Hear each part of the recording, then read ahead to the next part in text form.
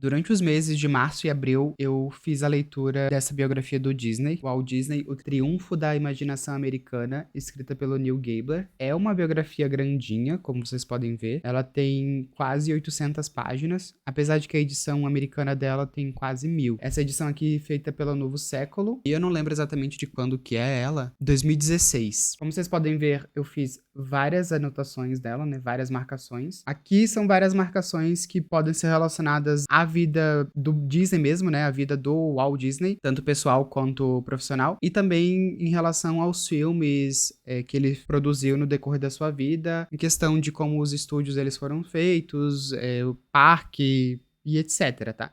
Então, assim, as minhas anotações, elas cobrem bastante coisa sobre a vida do Walt Disney. E aqui em cima eu tenho essas 4 anotaçõezinhas aqui, esses 4 marcadores, que são partes do livro que tem fotos. Apesar de ser uma biografia que tem quase 800 páginas, ela é dividida em poucos capítulos, tá? Ela tem apenas 11 capítulos. Eu vou colocar aqui do lado qual capítulo que eu tô falando e a imagem que tem nele também, porque todos os capítulos, eles têm uma imagem que representa aquele capítulo. Isso pode ser tanto uma foto quanto pode ser um desenho do próprio Walt Disney. Peraí, antes de tudo, eu fiz um resumo de cada um desses capítulos. Então, se eu estiver olhando de vez em quando pro lado, é porque eu estou dando uma olhada no meu resumo pra ver se eu tô falando tudo que eu tenho que falar, ok? Então, se eu olhar de vez em quando, é porque eu tô tentando lembrar das coisas. O primeiro capítulo é a introdução do livro, que mostra um panorama geral sobre a vida do Disney, mostrando como ele revolucionou a indústria da animação, né? Eu tenho até uma anotação aqui que eu já vou ler pra vocês. Mas também é como a imagem dele foi se transformando conforme o tempo passava. Alguns críticos diziam que ele criava ouro, mas não criava arte, e que ele tinha o mau gosto inato do americano. Então, assim, ó, vocês podem achar o que vocês quiserem, mas alguns críticos diziam isso, que ele tinha um mau gosto inato do público americano. A imagem pessoal dele entre os intelectuais, ela foi de um bem-amado, ingênuo, ao chefe corporativo, avarento, vilão. Ele teve muito essa coisa de que a imagem pessoal dele mudou bastante conforme a carreira dele, né, em Hollywood foi passando, foi acontecendo. O autor, ele diz que vai tentar mostrar, e aqui eu estou colocando entre aspas, porque é como tá no livro, forças psicológicas, culturais, econômicas e sociais que atuaram sobre o Disney e levaram ele à sua arte e ao império que ele teve. E tem uma coisa que eu falei quando eu tava começando essa leitura, que eu falei em live no caso, por sinal, eu li este livro algumas vezes em live, é que a minha maior preocupação em ler essa biografia é se o autor ele ia falar apenas bem do Walt Disney. Se ele ia tentar fazer aquela biografia que só mostra as partes boas da vida do biografado, da pessoa de que ele está falando, ou se ele ia tentar trazer as suas partes boas e ruins, né? Ele deixa claro no início, na introdução, de que ele vai tentar mostrar todos os lados. E assim, ó, eu posso trazer aqui com spoiler pra vocês, já que eu já terminei a leitura, de que ele faz isso, tá? Ele vai trazer os pontos positivos e negativos do Disney, o jeito como ele dirigia os estúdios dele, né? O jeito como ele era com a família, com os empregados, com a mídia. Ele vai trazer os aspectos que... as coisas boas sobre ele, mas também vai trazer as coisas ruins. Então isso eu já acho uma coisa interessante. E aí eu já vou falar agora, porque eu provavelmente vou esquecer, que lá no final do livro, quando o autor ele vai concluir, né, tempo de escrita, os agradecimentos, etc., ele fala que ele teve total acesso aos arquivos da Disney, da empresa, né, da corporação Disney. Ele teve acesso completo a esses arquivos e que em nenhum momento alguém chamou ele de lado e falou, fala coisas boas. Em nenhum momento aconteceu isso. Então, assim, a gente pode acreditar que o autor tá dizendo a verdade, né? Então isso já é uma coisa interessante, que ele afirma no início do livro que vai tentar trazer esse panorama geral sobre a vida do Walt Disney, aspectos positivos e negativos, e que no final ele fala que ele teve acesso aos arquivos, ele entrevistou várias pessoas, ele passou muito tempo escrevendo esse livro, tá? Ele passou muitos anos escrevendo esse livro, e que em nenhum momento chegou alguém e falou pra ele, escreve tal coisa, tal coisa, tal coisa. Ele teve total liberdade pra escrever. Vamos acreditar nisso. Eu tenho essa anotação aqui que eu marquei porque eu achei interessante pra trazer, assim, introduzir, assim, né, na vida do Disney. Que o autor, ele escreve o seguinte, abre aspas. Mas a influência de Walt Disney não pode ser medida apenas em cifras e elogios. Ela só pode ser mensurada pela amplitude com que ele remodelou a cultura e a percepção americanas. Disney era versátil. No final dos anos 1920, começou a reinventar a animação, transformando-a gradualmente em uma novidade que enfatizava o movimento e a elasticidade do traço, criando uma forma de arte que destacava o personagem, a narrativa e a emoção. Ao fazer isso, também ajudou a reinventar o desenho gráfico mediante a introdução de formas suaves, cheias, ousadas e coloridas, que décadas depois seriam adotadas e adaptadas por uma vanguarda de excelentes artistas. vai mostrar bastante no livro como ele faz isso, tá? Como ele influenciou a animação. Eu ia falar animação americana, mas eu digo a animação como um todo. Como toda a indústria da animação, ela mudou quando ele entrou no Rambo e foi inventando novas técnicas e foi mostrando o que ele queria mostrar, sabe? O primeiro capítulo, ele se chama Fuga e ele vai mostrar o início da vida do Disney. E assim, o início da vida dele, antes mesmo dele nascer. Vai contar um pouquinho sobre as mudanças que a família dele fazia pelos Estados Unidos. Como o pai do Walt, que era, né, o Elias, ele sendo muito rigoroso com os filhos, ele se mudando para essas várias cidades. E uma dessas cidades que eles chegam é Marceline, no Missouri. Marceline, gente, pronúncia. Palavras americanas, Marceline, no Missouri, que é uma cidade que o Walt, ele sempre teria em mente quando ele foi fazer os seus projetos no futuro. Ele se mudou para essa cidade no interior dos Estados Unidos, e essa cidade, ela marca muito a cabeça do Walt no resto da vida dele. Vários dos projetos que ele cria, seja dos filmes, seja em parques, seja em qualquer coisa, essa cidade vai estar na cabeça dele, porque ele tenta recriar o que essa cidade tinha. Porque ele amava o interior, ele amava o espírito de comunidade que existia naquela cidade. Foi nessa cidade, por sinal, que ele ganha os seus primeiros lápis de couro, os seus primeiros cadernos, foram dados por uma tia dele, e foi onde ele realmente começou a desenhar. Então, assim, é uma cidade muito importante na história do próprio Walt Disney. A família acaba se mudando pra Kansas City depois de um tempo, porque o Elias, o pai do Disney, né, não conseguia administrar a fazenda que eles tinham, e quando o Walt tem, sei lá, os seus 9 anos de idade, ele é responsável pela entrega de jornais que traz o dinheiro pra família. Então, ele tem responsabilidade com o sustento da família desde pequeno. A família já tinha alguns problemas financeiros já desde a infância dele. A válvula de escape que ele tinha na infância, né, já que ele tinha uma rotina muito pesada, porque ele era uma criança trabalhando, era atuar. Então, assim, ele tinha um melhor amigo, assim, que morava na mesma rua que ele. Ele ia pra casa desse melhor amigo, lá eles brincavam de ser ator, brincavam de contar histórias. Então, assim, ele ficou meio que conhecido naquela região, ele e o amigo dele, por brincar de contar histórias, por brincar de atuar. E aí foi nessa época que ele descobriu essa veia artística pra atuação, que é uma coisa que vai influenciar bastante. Quando ele começa a criar os seus desenhos animados, ele pensa muito enquanto uma ação física na tela. Quando ele contava a história ou a ideia que ele tinha pros animadores, ele atuava pros animadores. Ele pegava e fazia os personagens para os animadores. Então tinha esse negócio de, desde pequeno, essa coisa da atuação tá muito presente na vida dele. E aí temos um salto para quando ele chega nos seus 16 anos de idade, que ele passava mais tempo desenhando, mais tempo atuando. Ele era até conhecido, né, na escola dele por ser, tipo, o artista. Ele passava mais tempo desenhando do que prestando atenção nas aulas. Então, assim, ele era conhecido por isso. Por essa época, ele acaba se mudando para Chicago, trabalha em diversos lugares que não são relacionados à arte. Até que em 1917, perto do final da Primeira Guerra Mundial, ele acaba entrando para a Cruz Vermelha para participar da guerra.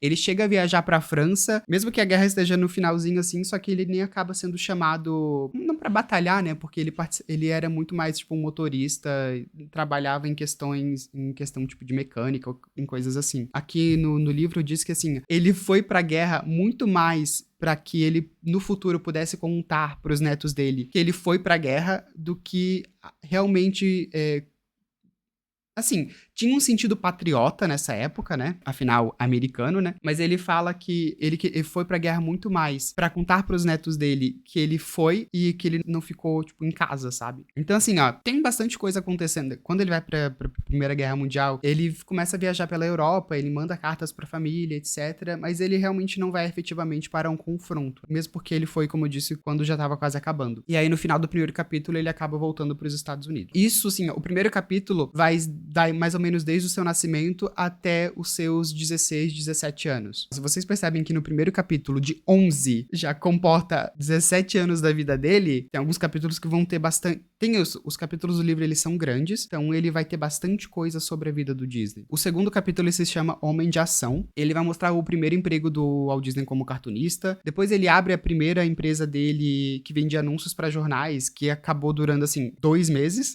E também mostra o início da carreira dele como animador. E como as animações eram feitas naquela época, os primórdios da animação, tá? Quando ela tinha, assim, seus 10 ou 20 anos de existência. Essa empresa que ele trabalhava, eles faziam pequenos filmes comerciais que passavam no cinema antes dos filmes. E, assim, enquanto ele trabalhava nessa empresa que fazia esses pequenos filmes, ele também estava sempre estudando. Então, assim, o livro mostra que o Walt Disney, ele nunca parou de tentar se aprimorar. Assim, nunca parou de tentar se aprimorar enquanto na sua juventude, tá? Enquanto cartunista, enquanto produtor de filmes. Conforme o livro passa, você vai percebendo que essa situação ela muda um pouquinho. Então, assim, ele tava sempre fazendo aulas de arte, teste de câmera em casa. Nessa fase em que ele começou a aprender a animação, ele tinha bastante sede de conhecimento. A base da animação naquela época, onde o fundo dos desenhos era estático e os personagens eram desenhados em uma folha transparente, criavam movimentação e etc., ela foi utilizada por aproximadamente 80 anos na indústria da animação. Isso só mudou no final do século XX, gente. No finalzinho, assim, nos anos, sei lá, 90, quando começaram a surgir os primeiros desenhos criados por computador. E qual que foi a maior empresa, assim, do final do século XX que começou a criar filmes por computador? A Pixar. Assim, o processo de animação tradicional, não seria animação 2D, assim, ela durou por mais ou menos, assim, 80 anos, a base dela, né? Óbvio que, sim, existiram melhoramentos no decorrer dos anos. O livro mostra um pouco isso, mostra os primeiros filmes, os curtas animados, os primeiros filmes animados. Aos 20 anos, ele funda a sua primeira empresa de animação, tá? Mas ele sofre muito financeiramente. E tem uma coisa que vai permear o livro inteiro, gente, é falta de dinheiro. E é assim, ó, quando eu falo falta de dinheiro, a primeira empresa de animação dele, eles não tinham dinheiro pra pagar o aluguel, eles não tinham dinheiro pra comprar comida, eles não tinham dinheiro pra pagar conta. É muito esquisito você pensar que o início da carreira do Disney foi eles não tendo, tipo, dinheiro pra nada. E aí tem uma coisa que na minha cabeça foi assim, eu tinha esse pensamento, pô, mas quando ele lançou Branca de Neve em 1937, com certeza vai estar chovendo dinheiro. E tipo, não! Ele tinha um problema com dinheiro muito grande, assim, nas primeiras empresas dele. E ele começou realmente a ganhar dinheiro quando ele lançou, sei lá, os seus quarto, quinto filmes, sabe? Quando ele começou a ir pra televisão. Isso há muitos anos depois. E é muito engraçado ver como a diferença do valor do dinheiro, ela muda no livro. Os primeiros filmes que ele fazia, eles custavam, tipo assim, algumas centenas de dólares pra depois alguns milhares de dólares. Mas, assim, muito baixo, né? Se a gente comparar hoje, atualmente, muito baixo. E aí chega uma época que os filmes custavam, tipo assim, mais de $1 milhão, mais de $2 milhões. O tempo foi passando, o dinheiro foi mudando de valor, né? Inflação, um monte de coisa. O negócio deles sofrerem financeiramente é uma coisa tão presente no livro que chega um momento que já é até chato. Tipo assim, o autor falando, e eles não tinham dinheiro para tal coisa. Aí eu penso, de novo? Mas era assim, era muito frequente. Quando ele funda essa primeira empresa de animação, os empregados eles não recebiam nem pagamento, eles não tinham dinheiro pra nada. Eles faziam simplesmente porque eles estavam nessa coisa de animação é o futuro, sabe? A animação é o futuro do cinema. Então eles estavam ali muito mais por um propósito maior do que realmente pra ganhar dinheiro. Basicamente. Tem um negócio que já nessa época, o Disney ele tinha muito mais experiência artística do que de administração. Então ele não sabia ganhar o dinheiro e investir ele de uma maneira que tivesse um retorno, sabe? Ele funda essa empresa de animação e ela acaba falindo. Ela simplesmente acaba falindo e aí ele tenta um novo recomeço e ele acaba se mudando pra Hollywood. O terceiro capítulo, que se chama Terra da Fantasia, mostra a vida do Walt Disney em Hollywood, né? Que é quando realmente começa a empresa, a corporação Disney, como a gente pode chamar hoje em dia, né? Porque tem o nascimento da Disney Bros, que alguns anos depois tornou-se a Walt Disney Studio. E assim, ó, por que é Disney Bros? Porque é Disney Brothers. Porque o Disney, ele abre uma empresa com o irmão dele, que é o Roy, o irmão mais velho dele. Então, assim, meio que os dois, eles vão estar juntos grande parte da vida do Disney, tá? Grande parte dessa empresa, grande parte de tudo, gente. O Roy é a pessoa meio que responsável por trazer o dinheiro e o Disney é a pessoa responsável pela criação. Eles deixam isso estabelecido mais ou menos desde o início. E aí, quando muda pra Walt Disney Studios, ele fala que, assim, o Disney mudou o nome do nada e o Roy só aceitou. Então, assim, só aceitou, né? Mas tá bom. E aí, quando tem a criação do Walt Disney Studio, começam os primeiros trabalhos do Disney que são realmente conhecidos, relevantes, importantes, etc. Ele começa a empresa dele com os filmes de Alice, que eram pequenos curtas animados que misturavam animação com ação ao vivo. Eles eram baseados em Alice dos Países das Maravilhas, tá? E assim, tem um negócio. Os filmes de Alice, eles faziam um sucessinho, assim, na época, mas logo a Alice, ela teve o seu protagonismo roubado por um gato chamado Julius. Tinha uma época que, assim, já existia existiam desenhos animados, assim, conhecidos, e já tinham personagens que eram muito conhecidos. Às vezes, um personagem animado animal, ele chamava bastante atenção. Ele começou a roubar um pouco o protagonismo, porque a empresa percebeu que as pessoas que assistiam os filmes da Alice gostavam muito mais daquele personagem. E também tem um negócio de copiar alguns sucessos de outros artistas, tá? Tem um negócio assim, não foi tudo criado do zero. Tem, assim, inspiração em outros animadores, tem inspiração em outras pessoas, tá? As coisas, elas não começaram do zero, não. E ainda nesse capítulo mostram as várias crises financeiras que tem na empresa, tem o casamento do Disney, tem quando ele se casa, tem as filhas dele, e também mostra quase o fim do estúdio. Então, vocês já perceberam que assim, ó, ele teve a primeira empresa lá de anúncio pra jornal que faliu em 2 meses, aí teve a segunda empresa, a primeira realmente empresa de animação que realmente faliu. E aí, quando eles mudam pra Hollywood, a empresa também quase vai à falência novamente. Eles tinham problemas financeiros bem grandes, sabe? Por que tem quase o fim da empresa? Porque ele acaba sendo traído por ex-funcionários. Ele acaba sendo traído por alguns ex-funcionários e ele não tem mais o poder de barganhar os direitos e o valor dos filmes dele, porque ele tinha contrato com algumas distribuidoras. Assim, eu falo que assim, ele foi traído por ex-funcionários porque é o jeito como o livro é tratado. Assim, realmente, ele tinha funcionários que foram embora e pegaram, sei lá, ideias dele ou alguma coisa assim. Mas assim, o Disney, ele não era o certo da história não, tá? Completamente correto, etc. Ele não devia ser, depois de um tempo, um chefe muito fácil de se lidar. Eu tenho esse um capítulo mais pra frente.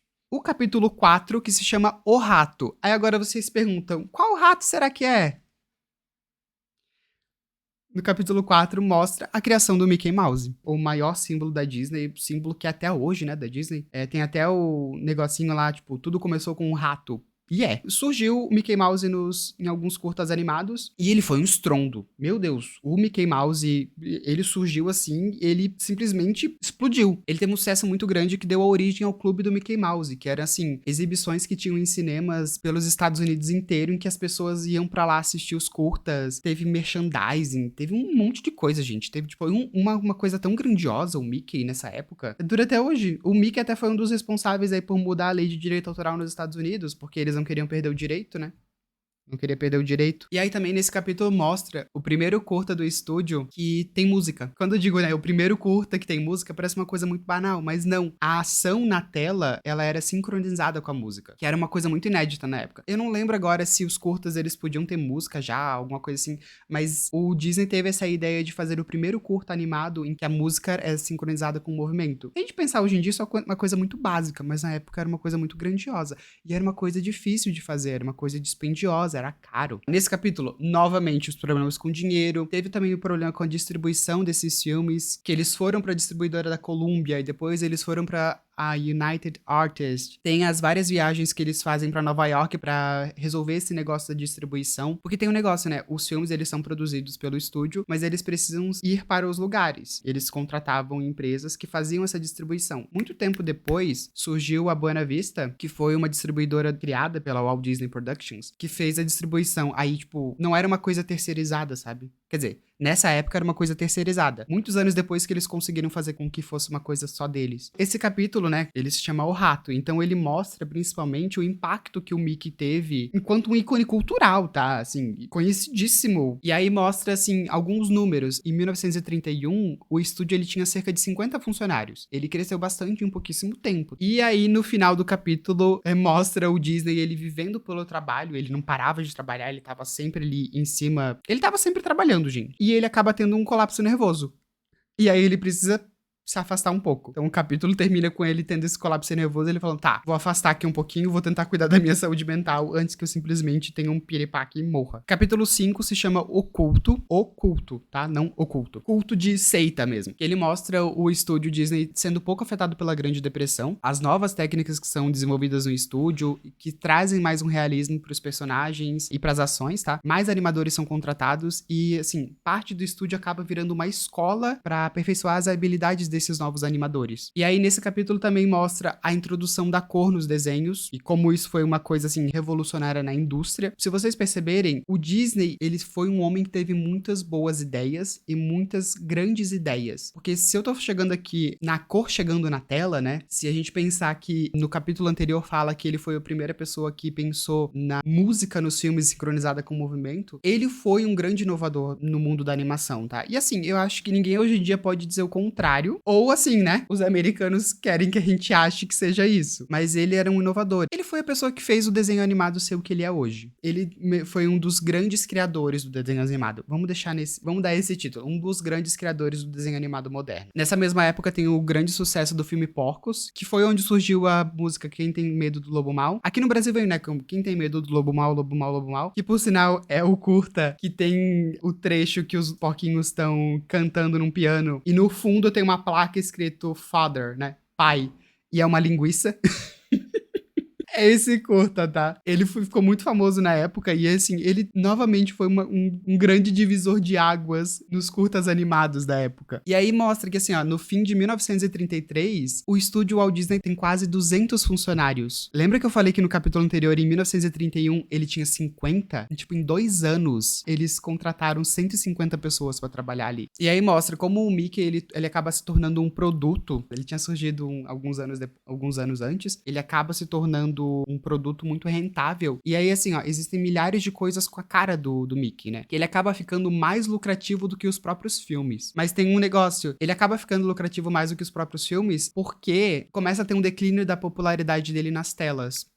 É engraçado, né? É interessante ver isso, que ele fica muito famoso enquanto produto comercial, mas enquanto curta animado, ele não tem mais tanta popularidade quanto ele tinha antes. E aí, nessa época que surge quem? O Pato Donald. O Pato Donald, ele surgiu pra ser uma espécie de anti-Mickey, porque o Mickey, ele tinha uma personalidade muito específica em todos os curtas animados. E aí, o Pato Donald surge pra ser uma personalidade completamente contrária a essa. E alguns anos depois vão surgindo os outros personagens, né? Tipo, surge o Pateta, o Pluto, mas o Donald, ele foi criado para ser uma espécie de contraponto ao Mickey. Mostra nesse capítulo, e vai ficar muito claro nos próximos, que há muitos anos o Disney mesmo não desenha mais nada, mas ele é a pessoa que traz a coesão e a coerência nos filmes e no estúdio. Ele pode ser a pessoa que não tá lá na mesa desenhando os personagens, mas ele é o produtor dos filmes. Isso fica muito claro em todos os filmes que ele produz. Ele é a cabeça do projeto e todas as pessoas vão tentar fazer com que as coisas ali, elas sigam a visão que tem na cabeça do próprio Disney. Então, ele não desenha, mas ele produz. E assim, gente, ele não desenha antes mesmo dos curtas animados deles famosos existirem, tá? Ele tinha sua profissão bem no início como cartunista,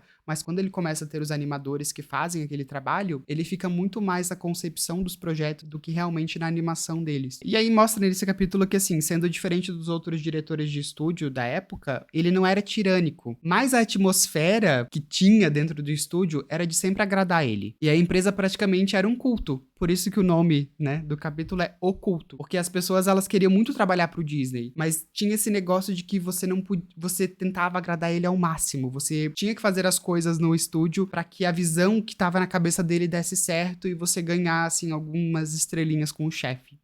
O 6º capítulo se chama Extravagância. E aí ele vai mostrar, assim, o sucesso que teve depois dos Três Porquinhos, né? Como eu falei anteriormente. Do Mickey, do Donald e das Silly Symphonies. As Silly Symphonies, você consegue encontrar elas facilmente na internet, mas se eu não me engano tem todas no Disney Plus, que são curtas animados com música. São várias situações mais diversas, assim, mas todas elas têm a música, porque, né, Silly Symphony. Então, assim, esses curtas, eles eram produzidos, eles eram enviados, né, pros cinemas, enviados por todos os Estados Unidos. E aí, depois desse sucesso que ele teve com os curtas animados, o Disney, ele vai lá e dá um passo adiante. E ele fala, vamos fazer uma longa-metragem.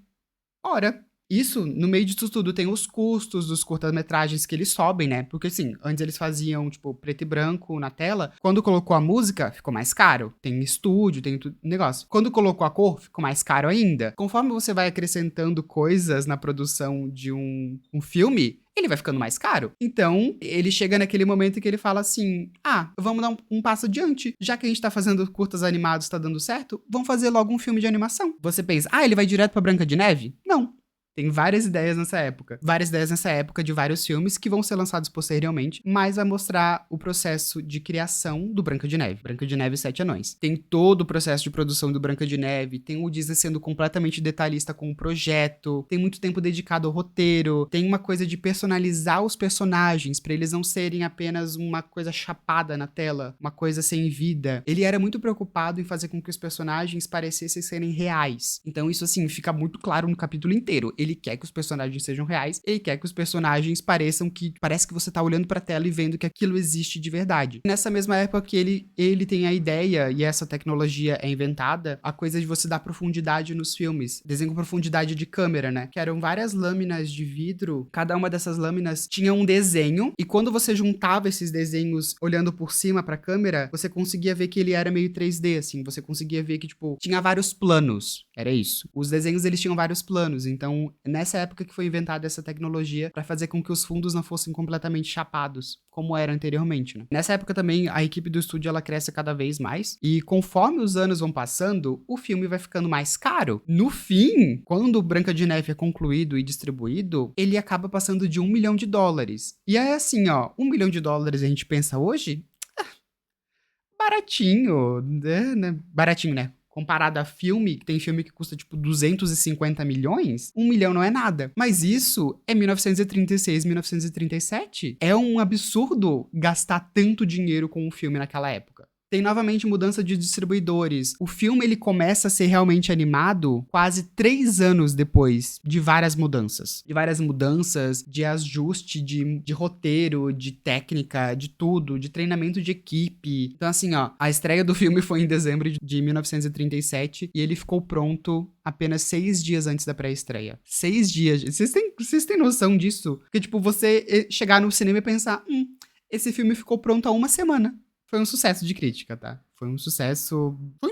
E até hoje, né, Branca de Neve é um dos filmes mais conhecidos da história da animação. Porque foi o primeiro filme animado, primeiro longa animado da história. Primeiro longa animado do Disney, né? E ele já foi premiado no Oscar. Não exatamente o filme, mas a Branca de Neve e os Sete Anões deu ao Disney um Oscar de, tipo, inovação, sabe?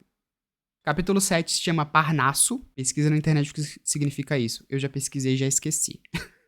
Segundo o Google, Parnaso ou Parnasso é o local simbólico onde viviam os poetas. Mas no capítulo 7 vai mostrar, né, o pós-sucesso de Branca de Neve. Mostra também o início da produção de Pinóquio e de Bambi. E assim, quando eu digo início de produção, gente, às vezes é só, pegaram a história e vão começar a adaptar roteiro. Nessa época, esses projetos, eles começavam muito tempo antes, mas assim, as ideias iniciais. Então assim, Pinóquio e Bambi vão demorar um pouquinho pra serem lançados. E outros filmes que já estão em produção nessa mesma época. Mas assim, tem a questão de compra de direito. Às vezes é isso. E tem uma coisa que acontece até hoje na Disney, que às vezes eles têm o direito de uma história, assim, ó, 5, 6 anos, 10 anos antes, sabe? Frozen foi lançado, sei lá, em 2011, não sei, 2013. Mas eles tinham o projeto de Frozen há muito tempo. Assim, os filmes, eles demoram pra ser produzidos, né? Eles começam a fazer a animação do Bambi e eles percebem que vai ser um filme muito difícil de ser animado. Principalmente porque o Disney, ele queria um tom mais melancólico na história. E assim, nenhum dos animadores conseguia acertar esse tom que ele queria. Porém, Pinóquio foi um filme muito mais fácil de ser animado e ele acaba sendo lançado em fevereiro de 1940. Menos de 2 anos depois de Branca de Neve, né? Assim, de ano mesmo foi 37, 40, então são 3. Mas assim, pouquíssimo tempo depois. Mas tem um negócio. O Pinóquio foi lançado em 1940, após, assim, anos de produção. E ele tem um retorno financeiro bem fraco, por causa do quê? Da Segunda Guerra Mundial. E ele tem pouca distribuição internacional. Aí, a partir daqui, eu já vou começar a falar a Disney como a Disney, a produtora. Quando eu falo o Disney, você já consegue entender que eu tô falando do Walt Disney. A Disney, ela começa a produzir o Fantasia, que talvez seja um dos filmes mais conhecidos dessa primeira fase, né, do estúdio. Que no livro ele é conhecido como O Filme do Concerto. E aí é o quê? É um filme que traz inovações no modo de unir o desenho e a música clássica, porque o Disney, ele tinha conversas com um maestro muito famoso da época. E também o Disney, próprio Walt Disney, ele inventa um sistema de som para comportar esse filme. Mais uma inovação tecnológica dele. É um negócio, tipo, que poucos cinemas eles poderiam ter esse sistema de som porque ele era muito caro, mas era um negócio de o que a gente pode conhecer hoje como home theater. Áudio vindo da frente, áudio vindo de trás, áudio vindo de lado. É meio que comum hoje em dia, né? Mas naquela época não era. E aí, nesse capítulo, tem mudanças dentro do estúdio, ele começa a ficar mais organizado, e o Disney começa a desenhar o que vai ser o novo estúdio, o novo Walt Disney Productions, né? A nova sede. Essa nova sede, ela acaba custando quase $2 milhões, e a equipe acaba se mudando pra ele. Eu acho que até hoje, tipo, talvez seja um dos prédios da Disney que tá lá na Califórnia. Não sei exatamente, né, qual o tamanho da empresa hoje, etc. Mas eu sei que ela meio que continua em um lugar, sabe, específico. E aí tem uma coisa que volta muito na questão questão do estúdio ele meio que se tornar um culto, que ele acaba se tornando bom demais pros empregados, perfeito demais pros empregados. A atmosfera de coleguismo que tem ali, ela começa a ficar meio que opressora. Os funcionários, eles começam a se sentir pressionados pelaquela ideia de perfeição. Eles simplesmente não querem sair dali, que eles querem estar trabalhando naquilo. Então começa a ficar uma coisa muito esquisita, sabe? E aí, novamente, gente, nesse capítulo, novamente o dinheiro, ele é um problema, tá? E assim, e o dinheiro vai ser um problema por bastante tempo na vida do Disney, tá? Na vida do Disney, mas principalmente no estúdio Disney. Durante essa primeira fase em que o dinheiro não tinha estúdio, ele estava sempre pedindo empréstimo para banco. Nesse capítulo começa a mostrar a produção de Dumbo, e até aquele momento, ele é o filme com a pré-produção mais rápida do estúdio. Assim, ó, eu não assisti esses primeiros filmes da Disney, exceto Branca de Neve, então eu não sei como que essas coisas foram passadas pra tela. Eu tenho as imagens na minha cabeça de que todo mundo tem desses filmes, mas até hoje eu nunca parei pra assistir. E aí fala que de Dumbo, pouca coisa mudou da concepção inicial até o que as pessoas viram na tela. Tinha um negócio de que tinha uma época que eles precisavam muito finalizar filme pra conseguir dinheiro, tá? Chega um determinado ponto da história do estúdio em que o Disney ele não consegue mais ser tão detalhista, ele não consegue mais passar tanto tempo em cima de um projeto. Ele precisa entregar porque ele precisa fazer com que esse filme seja distribuído e ele precisa ganhar dinheiro. Então talvez isso tenha sido um dos motivos de Dumbo ter sido produzido de uma maneira muito rápida. Aí que o Disney percebe que o estúdio ele não vai ter apenas um estilo único, que era aquele estilo do Branca de Neve, que era uma coisa mais não infantilizada. Ele falava que os filmes dele não eram pra crianças, era pra todas as pessoas. Os artistas eles iam criar coisas diferentes. Ele tinha uma estética perfeita na cabeça dele, mas foi nessa época que os artistas eles começaram a poder ir para outros caminhos, sabe? E aí Fantasia, que é o filme que já estava em produção há bastante tempo, ele acaba sendo lançado e ele recebe muitas críticas positivas. Porém, as críticas negativas são as que mais atingem o Disney. E por que atingem ele de uma maneira pior do que nos outros? Porque ele acredita que aquilo seja quase que um ataque pessoal, porque o Fantasia era o filme xodó dele, era o filme que ele tinha mais apreço, era o filme que ele queria que desse bem, porque assim, ele tava juntando assim duas coisas que ele amava, que era a animação e a música clássica, sabe? É engraçado ver no livro que assim, ele vê umas críticas negativas com os outros filmes, aí ele pensa, vamos melhorar. Mas quando criticam o Fantasia, é tipo, meu Deus, eles me odeiam. O autor diz que as mudanças nas condições sociais e políticas dos Estados Unidos naquela época foram o que deixaram os filmes Pinóquio e Fantasia mais sério e menos fantasioso. Por isso também, né? Ele sai da fórmula que é mais comercial, que é mais vendável, que é o filme que qualquer pessoa pode assistir, pode aproveitar no cinema, que vai ser divertido. Pinóquio e Fantasia vão por um caminho diferente. Aí chegamos no capítulo 8, que se chama Duas Guerras. Vou dizer pra vocês que é uma época complicada. Uma época complicada não só, né, pro mundo inteiro, não só pro estúdio Disney, mas também pra leitura do livro. Porque assim, ó, no capítulo 8 vai mostrar como os empregados, eles não estão felizes com o estúdio, quando começa um processo de sindicalização desses empregados, e como o Disney, ele era avesso à ideia dos seus empregados participarem de sindicatos. Por quê? Porque ele dizia que os líderes grevistas eram comunistas e queriam destruí-lo. E aí, quando eu digo que essa parte do livro vai ser um pouquinho mais complicada de ler, porque chega numa parte de patriotismo que é irritante pra quem não é americano. Porque tudo que vá contra a hegemonia americana é comunismo. Então, assim, ó, ele acha que os comunistas são infiltrados na empresa dele pra destruir ele. Aí, assim, ó, é nesse momento... Mentira, você consegue perceber antes. Você lembra... O Disney, o Walt Disney, era um homem branco, nessa época, ficando rico nos Estados Unidos, gente. Heterossexual. Então, assim, ele se torna o estereótipo do macho branco opressor, assim.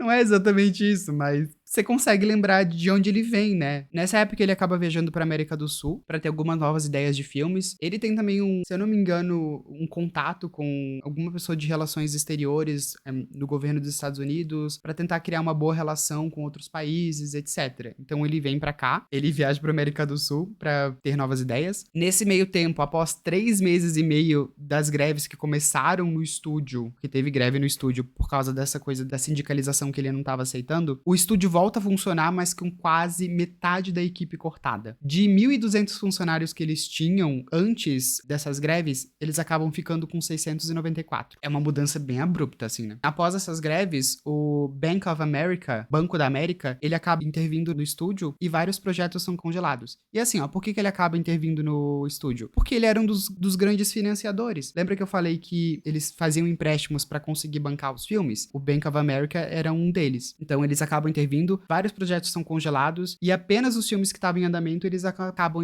indo para frente. Além de que vários privilégios de funcionários e coisas assim são cortados. Com tudo isso acontecendo, existe uma nova atmosfera no estúdio. Que, assim, ela ficou mais séria do que ela era antes. Os funcionários, eles tinham mais medo. Era uma atmosfera que botava medo nos funcionários. E eles não queriam fazer com que o Disney ficasse com raiva, porque a qualquer momento eles poderiam ser demitidos dali. Então, assim, muita coisa mudou no estúdio. De uma atmosfera alegre, feliz, pra aquela coisa opressora de, meu Deus, esse lugar é perfeito, até chegar no ponto de, tipo, a qualquer momento a gente pode ser demitido se a gente falar alguma coisa que o Disney não gosta. Nessa época, o Dumbo é lançado, tá? E pouco tempo depois, o estúdio ele é requisitado pelo exército dos Estados Unidos, porque os Estados Unidos entrou na Segunda Guerra Mundial. E é assim, ele é requisitado de forma física, tá? O estúdio tem soldados morando ali. É um terreno enorme, né, gente? O estúdio ele foi crescendo, crescendo. O exército acabou requisitando e aí o Disney também começa a trabalhar para o governo dos Estados Unidos. Ele começa a trabalhar produzindo curtas para eles. E assim, curtas que são relacionados à guerra que eu não acho interessante, mas, né, pra história do estúdio é uma coisa muito importante. Só que, assim, a produção desses curtas pro exército, elas são muito frenéticas. Tanto que um desses acaba sendo feito em uma semana. O curta é completamente produzido. Se pensar que, assim, eles demoravam meses pra fazer um curta animado, anos pra fazer um filme, né? Imagina, em uma semana você produzir um curta. Essa foi uma pressão que o estúdio nunca teve, sabe? E aí, o que acontece, né? Como eles têm que produzir esse negócio, a demanda é muito rápida, o estúdio entra no mote de que quantidade é melhor que qualidade. E é uma coisa que entristece muito o Disney. Porque assim, gente, se ele antes era aquele produtor que tava sempre em cima dos detalhes, tava sempre fazendo com que o projeto fosse pra frente com, assim, calma, com paciência, e você produzia as coisas em, tipo, um pouquíssimo tempo, você não consegue manter a qualidade. Eu anotei aqui em questão de número, nos 4 anos a empresa trabalhou para o governo americano, eles produziram entre 150 e 300 horas de filmes. 150 e 300 horas de filme. Os curtas animados tinham, tipo, menos de 10 minutos. 4 anos de produção, de 150 a 300 horas. É muita coisa. Nessa mesma época, Bambi é lançado e acaba tendo um retorno, assim, meio que morno, tanto da crítica, acho que quanto do público também. E os críticos dizem que a magia Disney estava em declínio. E você pensa, a magia Disney tá em declínio. Esse deve ser, sei lá, o 4º filme do estúdio. Assim, né, tá bom que ele já era conhecido pelos curtas antes, mas assim, cara, a tua carreira no cinema mesmo mal começou e a sua magia tá em declínio. Não sei, nunca assisti o filme, então não posso dizer, é verdade. Não sei. E aí, assim, ó, o Bambi. Lembra que eu falei que o Bambi ele é pra ser mais melancólico, um tom diferente? Por isso também, né? O tom dele é muito diferente de todos os outros filmes que a Disney tinha produzido anteriormente. O filme ele levou 5 anos pra ficar pronto e ele deu um prejuízo de $200 mil pro estúdio. Ele não conseguiu nem se pagar. Nessa mesma época é lançado o Você Já Foi à Bahia, aqui no Brasil, esse título, tá? Título Você Já Foi à Bahia, foi aclamado aqui na América do Sul e pouco depois é lançado o filme Alô Amigos. Por sinal, nesses filmes tem a introdução do Zé Carioca, tá? Que é, né, o personagem brasileiro que a gente tem na Disney. Ah, e uma coisa, o Você Já Foi à Bahia e o Alô Amigos, eles não são filmes completos, assim, não é uma história completa. Ele é uma junção de vários curtas, 4, 5 curtas, não sei exatamente agora. Porque era o que o estúdio conseguia fazer na época, né, eles não conseguiam bancar um filme inteiro. Então fazer os curtas animados e juntar tudo e lançar como um filme era o que dava pra fazer. Fala, né, que apesar de sair um pouco da lógica que foi criada pelo estúdio, tanto estética como história, etc., ele é também muito bem recebido nos Estados Unidos, mas principalmente na América do Sul, tá? Tanto que assim, ó, tiveram ideias pra criar novos filmes com protagonistas aqui na América do Sul, só que as ideias acabaram não indo pra frente. E aí, assim, finaliza o capítulo mostrando que os anos de guerra eles afetaram muito o estúdio, mas principalmente na sua produção. E assim, né, como eu falei, eles ficaram 4 anos produzindo coisa pro governo, não tinha muito lançamento pra fazer, né? Então, assim, óbvio que isso vai influenciar bastante em tudo, né? Em todo o ambiente, em toda a produção, em qualquer coisa que eles tivessem tivessem feito. Assim, né, gente? Eu falo afetaram o estúdio porque é sobre isso que o livro trata. Mas, obviamente, né, a Segunda Guerra Mundial afetou o mundo inteiro. Chegando no capítulo 9, que se chama Sem Rumo. Esse capítulo mostra como o pós-guerra mudou completamente o Disney, né, o Walt Disney, desde a desilusão que ele teve com os filmes até a completa falta de interesse no estúdio. E assim, ó, ele era ainda o dono, mas a guerra mudou muita coisa ali, sabe? Então, assim, ele fica completamente desiludido com os filmes, com os projetos que estão em andamento. Ele começa a ficar meio sem interesse no estúdio, né? E para esse novo recomeço, algumas mudanças ocorrem ali nos cargos mais altos do estúdio. Porque, assim, pessoas de fora chegam para organizar melhor a linha de produção dos filmes, apesar do próprio Disney dificultar com que isso acontecesse. É assim, aquele negócio, ele tava desiludido com o estúdio, mas ele ainda queria ter sob o controle total dele. Em mais uma das suas crises financeiras... Meu Deus, gente. Só tem crise financeira nesse livro. O Disney, ele acaba ficando psicologicamente frágil, assim. Ele começa a ficar triste com as coisas que estão acontecendo ali, porque ele acredita que ele nunca mais vai ter filmes tão bons quanto os do pré-guerra. E é assim, ó, quando você vai ver a história dos filmes de animação da Disney, são coisas muito bruscas, né? A gente, na internet, se fala que, assim, a Disney tem várias eras, né? Tem a era de ouro, a era de diamante, a era de prata, a era de bronze. E falam que a era da Segunda Guerra Mundial é a era sombria, que é a que a produção, ela muda completamente as coisas, assim, muda tudo que aconteceu ali, né? Muda a produção dos filmes, o Disney fica completamente desolado com as coisas que estão acontecendo, e eles precisam dar um jeito de fazer com que as coisas ali aconteçam. Então, nessa época é lançado o Música Maestro, que é um filme que tem resto de fantasia, tá? Eles pegam curtas que não foram pro fantasia. Ah, porque o fantasia também é isso, né? O fantasia é uma junção de curtas costurados. Lançam Música Maestro, que são os restos do fantasia pra tentar vender. Descobri que Música Maestro existe lendo esse livro, por sinal. Pra vocês verem como é conhecida. O Disney acaba se afastando do Mickey, e ele deixa de ser a voz do Mickey, porque desde o início a voz do Mickey era feita pelo Disney num registro de falsete. Ele começa a se afastar de algumas coisas do estúdio, e né, o afastamento do Mickey é uma coisa assim, meio que grande, né? Porque ele era o símbolo do crescimento, o símbolo de tudo ali, gente. E aí o Neil Gabler, que é o autor do livro, ele mostra como os outros estúdios de animação, eles estavam produzindo num estilo que ele nunca seria aprovado no estúdio do Disney, porque assim, eles estavam fazendo uma coisa que não era totalmente voltada para um público mais infantil. Muitos chegaram a copiar coisas do Disney e fizeram paródias, etc. Mostra como o ambiente nesses estúdios ele era muito diferente, que lembrava até os tempos iniciais do próprio estúdio do Disney, mas também mostra como o estilo de animação ele ia para piadas que não eram exatamente ingênuas, que não eram para crianças. Nessa época que surgiu até, se eu não me engano, Tom e Jerry, Looney Tunes, se eu não me engano. Tipo assim, surgiram outros tipos de animação nessa época, sabe? E aí, como eu disse anteriormente, nesse capítulo mostra mais um pouco do Disney sendo patriota, ele entrando em associações anticomunistas. Tem no livro questionamentos se ele era ou não racista e antissemita. O autor, ele fala, ó, tinha gente que falava isso, tinha gente que falava isso. E aí ele dá motivos de, tipo, por que seria verdade, por que seria mentira. Ele deixa meio que a cargo do leitor no que ele quer acreditar, mas ele tenta trazer as duas coisas ali. Nessa mesma época, ele começa a tentar diversificar as coisas que o estúdio faz. Então ele lança um curta documentário conhecido como Ilha das Focas, gravado no Alasca, ganhou o Oscar até. E aí, assim, como ele já tava se afastando um pouco do estúdio, ele mergulha de vez em coisas que ele gostava de fazer, nos hobbies dele. Um deles era no mundo dos trens. Ele mergulha no mundo dos trens pra sair um pouco dos problemas do estúdio. Ele chega a construir uma linha férrea de quase 800 metros na própria casa dele, pra ele ter um trenzinho particular. É rico com dinheiro, né, assim...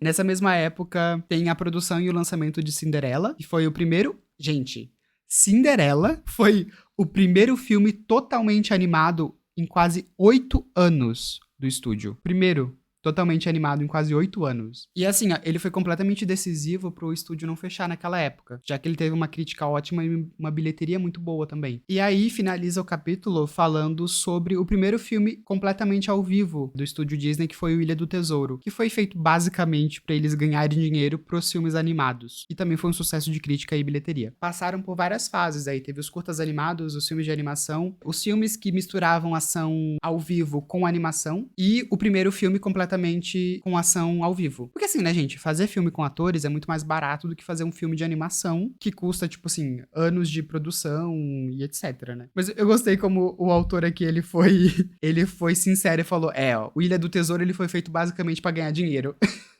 E deu certo. Eles ganharam muito dinheiro e ganharam uma crítica muito boa. Aí conseguiram continuar produzindo os filmes, né? 10º e penúltimo capítulo do livro, Cidadela na Colina. A partir desse ponto que vai focar, assim, meio que nos últimos anos da vida do Disney. E também não tem tanto enfoque no estúdio. O Cidadela na Colina, ele trata sobre a ideia que o Disney tem de criar um parque de diversões. Um lugar onde ele queria que as coisas remetessem à sua infância. Lembra de Marceline, que eu falei lá no início? É para remeter aquilo. Também criar um ambiente diferente dos parques de diversões na época, porque ele queria um parque limpo, ele queria um parque calmo e que toda a família pudesse curtir. Mais pra frente, esse parque que tem nas ideias dele vai ser conhecido como Disneylândia. Conhecem Disneylândia, gente? Isso na Califórnia, tá? Pra construir esse parque, ele precisava de dinheiro, né? Que assim, não é uma coisa muito barata.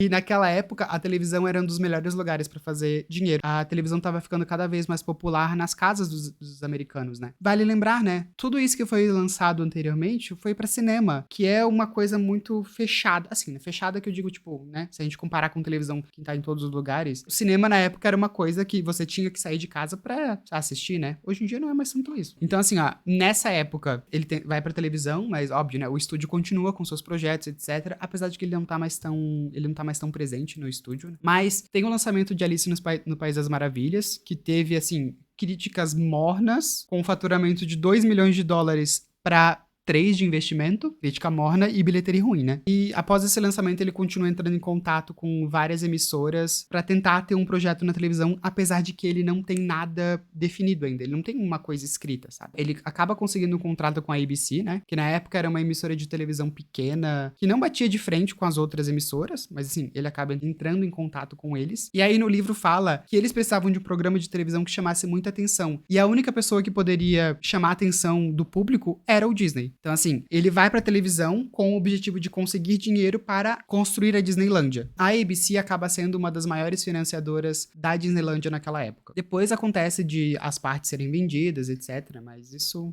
Em fevereiro de 1953 é lançado Peter Pan, vai muito bem em crítica e em público. Tô jogando aqui só porque, tipo, eu queria colocar os filmes conhecidos pra dar uma linha de tempo, sabe? De lançamento. A maior parte do capítulo é ele visitando algumas feiras de tecnologia, acaba visitando outros parques de diversão, mas assim, qualquer local que trouxesse pra ele ideias do que ele poderia fazer na Disneylândia. A Disneylândia começa a ser construída basicamente no mesmo momento em que o programa na televisão era lançado. O programa do Disney na televisão, ele era uma coletânea de várias coisas, incluindo, assim, vislumbres do que seria o parque e principalmente propaganda do próprio Disney. E esse programa acabou estreando em outubro de 1954. Nessa época, o próprio Disney, ele acaba se tornando uma das suas estrelas, como o Mickey, como o Pato Donald. Então, ele tinha, assim, pessoas responsáveis pela divulgação dele mesmo, além de todas as outras coisas do estúdio. Nessa época também tem a criação da Buena Vista, que é a distribuidora dos filmes do estúdio, assim, por muito tempo. E em julho de 1955, o parque ele é inaugurado, a sua abertura sendo vista por 70 milhões de americanos.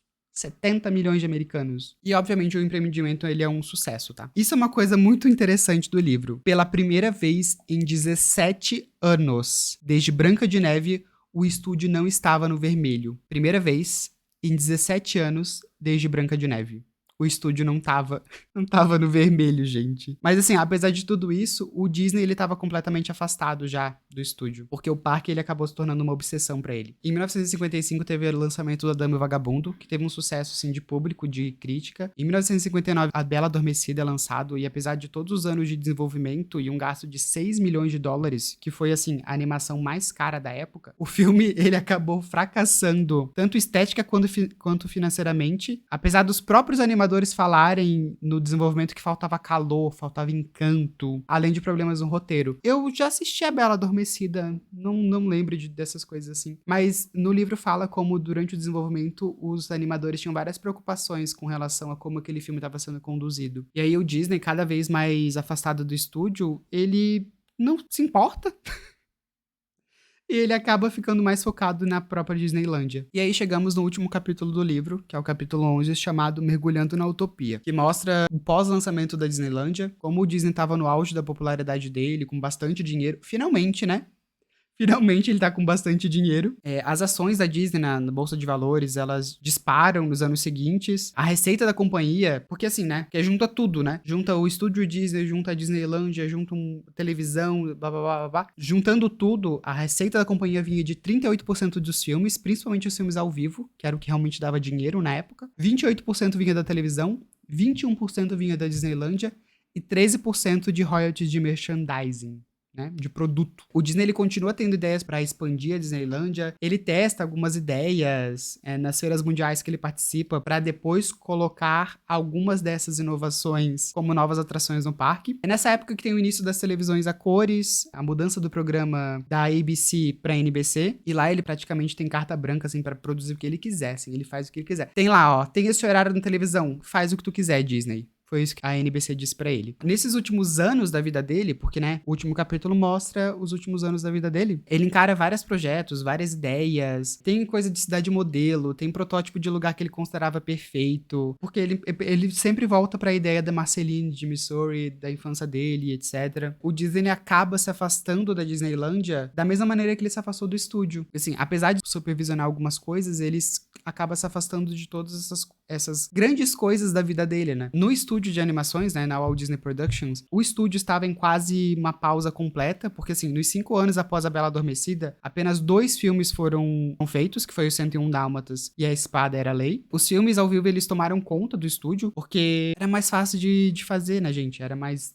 rentável, era mais fácil de vender. E aí, nessa época, nos seus últimos anos de vida, o Disney começa a pensar no seu legado. Como ele planeja com que a companhia consiga sobreviver após a sua morte. Então, assim, meio que parece um negócio, assim, como se ele já tivesse sabendo que ele estava perto da morte dele, apesar de que ele morreu super jovem, assim, ele morreu com 60 e poucos anos, assim. Um desses seus legados, Call Arts, que é uma escola de artes que ele pretendia criar para formar novos artistas. Nessa época ainda tem a produção efetiva de Mary Poppins, que assim, né, sei lá, talvez seja um dos maiores musicais que exista na história da arte, não sei, que acaba sendo aclamado pela crítica e pelo público, e indicada 11 Oscars, ganhando 5, incluindo de melhor atriz para Julie Andrews. Ele tem um faturamento de 30 milhões só nos Estados Unidos. Lembra que eu tava falando do quanto os filmes estavam ganhando pouco nos últimos anos? 30 milhões! Em novembro de 1965, o Disney ele participa de uma coletiva de imprensa para anunciar um parque novo. Parque novo que seria construído em Orlando, que é o que hoje é conhecido como o Epcot. Eu sempre achei que o primeiro parque construído em Orlando tinha sido, sei lá, o Magic Kingdom, porque, né, tem o castelo, etc. Mas não, o primeiro construído foi o Epcot. E, assim, ele era para ser uma comunidade experimental, onde teria, assim, constante teste de novos materiais, de ideias e filosofias. Volta um pouco na questão da cidade modelo que ele queria, de construir uma comunidade, etc. Só que, assim, ele acaba não vendo a construção desse parque ser finalizada, a inauguração dele. Porque no último ano da vida do Disney, ele estava visivelmente doente, ele já tinha doenças que ele convivia, assim, por anos, e pouco antes de morrer, ele descobriu um câncer no pulmão em estágio bem avançado. Apesar de estar bem cansado, ele continuou trabalhando em alguns roteiros, nas ideias do parque, até os últimos dias da vida dele.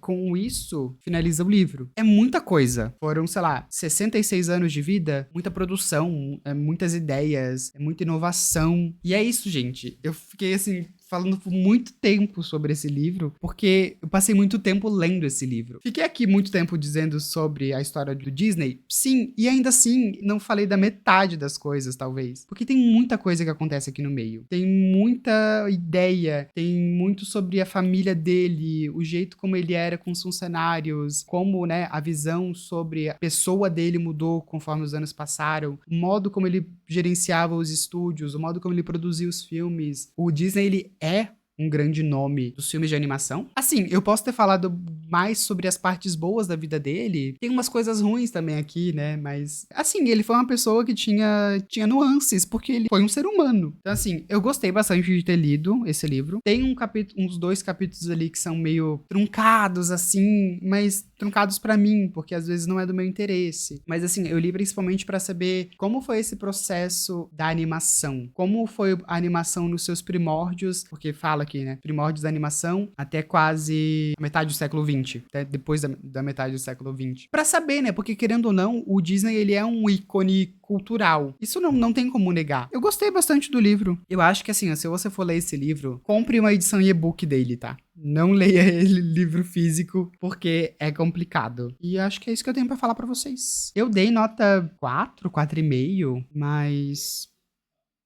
é isso.